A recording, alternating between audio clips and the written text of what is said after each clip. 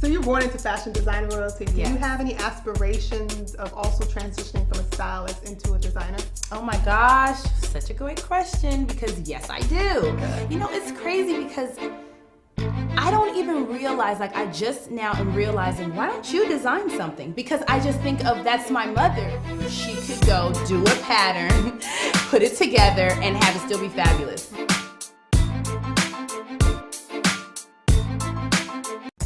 Welcome to Behind the Glam. We are in the fabulous Dean Design showroom. And today we're sitting down with celebrity fashion stylist, Tiffany Dean. How are you, beautiful? I'm wonderful. How are you? It is so great to see you. Thank you. It's such a pleasure. We're in kind of the home you essentially grew up in. Yeah, exactly. Your mom being like the legendary celebrity fashion designer. Yes. But you have certainly made a name for yourself. Yes, I have. How did you get started?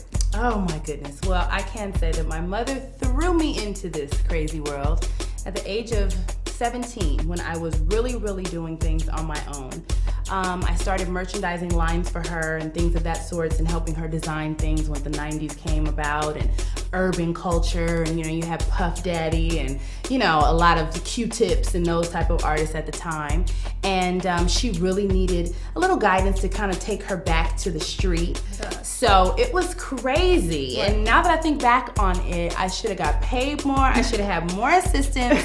And I was crazy for doing all that I was doing. Well, you know, we always have that kind of retrospect when we think back, like, I shoulda, woulda, coulda. Oh, yes. But at the end of the day, you end up where you're supposed to, because I don't think if you had been thrown in the way that you had, you would have been able to navigate the treacherous industry that it is now. Exactly. Because today it's really about get in, fit in, and make a mark, right? Yes.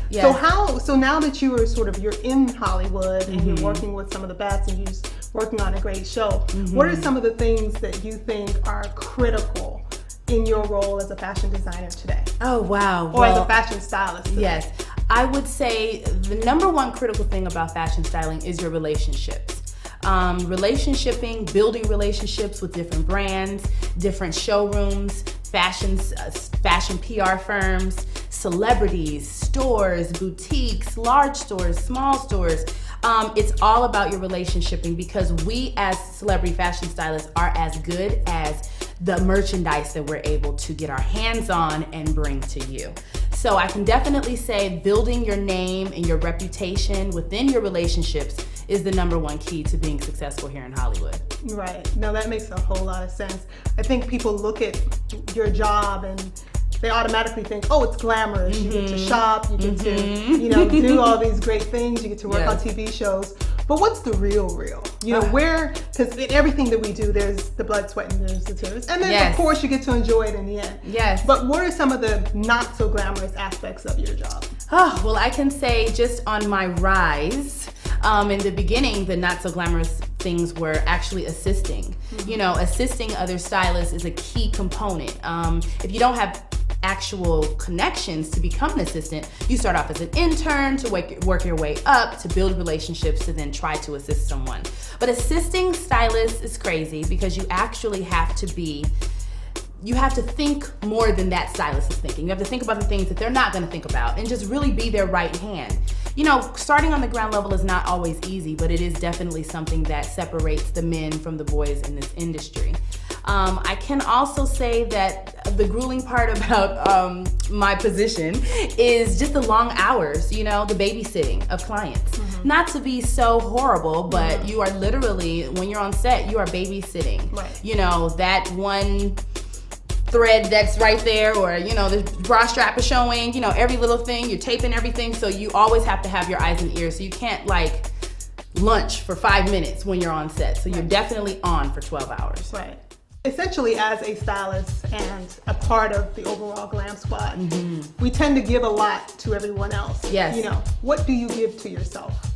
And that's a good question, because you know, I was thinking about it. I haven't been even just shopping for myself in months, because you know, when you shop so much for other people, it's like I look at it as work. Right. So I can say that you have to put the time and energy into yourself. You give so much to where, you know, when you're home, when I get home, I'm literally just deflated. You know, I don't even want to talk on the phone. I just want to go hide for another 10 hours, you know, until I have to do it all over again the next day. But I can definitely say the time and energy that I put on others, you know, their earring or their outfit, their clothes, their shoes, I need to put that same energy into myself all of the time. Now, don't get me wrong, when I step out, I'm stepping out. But it's just being able to, you know, craft and horn in on what my personal style is, you know, and not always just thinking of what someone else's personal style is. Where do you get inspiration to continue to grow and to make your mark as a celebrity fashion stylist? Well, I can say that my true love is music. My first love is music. And I am very talented within that. I don't really talk about it a lot, but that's something that I absolutely love. And I really turn to music to actually create my illusion of what I feel like fashion should be at the time. So you're born into fashion designer royalty. Do you have any aspirations of also transitioning from a stylist into a designer? Oh my gosh, such a great question, because yes, I do. Good. You know, it's crazy because I don't even realize, like I just now am realizing, why don't you design something? Because I just think of, that's my mother, you know, that's her thing. So now, you know, my mother is a real designer, a real deal. Like if she had to, she could go do a pattern, put it together and have it still be fabulous. I always love to ask, what do you think your legacy will be? I want my legacy to be that I actually was an innovator. And I created styles, and I create trends, and I am someone that is admired by many. So speaking of making women feel beautiful, we have a gorgeous model here, Dolly Kay, and we are going to make her over. Yes. We're going to see you and your magic at work. I'm ready. So let's do it. So we're here with Dolly, and since we are in Hollywood, of course I'd have to give her a Hollywood red carpet makeover. I have put her in this beautiful green beaded couture gown. This season, I feel like for the red carpet, it is all about pops of color.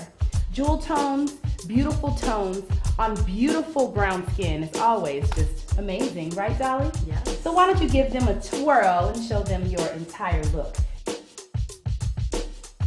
Classic, chic, and timeless. So, Miss Tiffany Dean, you are the bomb, girl. Thank you. You are fabulous, you are stylish, but ultimately you care. Yes. You have a huge, huge heart, and you know, making women feel like they should feel is like, it's what you do. That's the ultimate goal. Thank you. So I want to thank you. I want to celebrate you. And it is such a pleasure. Oh my goodness, the pleasure is mine. Cheers.